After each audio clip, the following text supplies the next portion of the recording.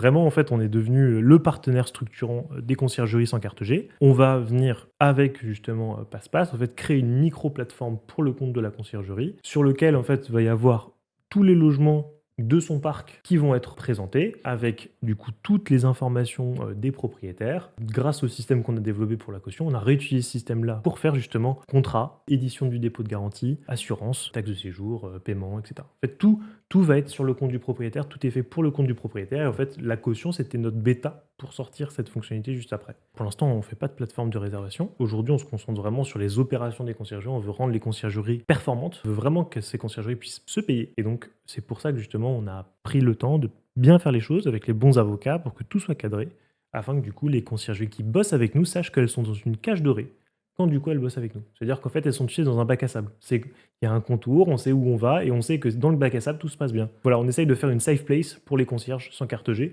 parce que aujourd'hui, plein d'outils, mais c'est des trucs, c'est des bidouilles, tu vois. C'est ah oui, oui, tu peux vendre. La vente, c'est simple, mais on est en France. Des règles, il y en a plein, des lois, il y en a plein, des contraintes administratives et fiscales, il y en a plein. Et donc, du coup, on a fait en sorte de prendre ce temps-là de compréhension, de faire intervenir les bons experts, parce que nous, on a les moyens, avec la mise en commun de toutes ces conciergeries, de faire passer les bons experts, de travailler sur les documents administratifs, etc.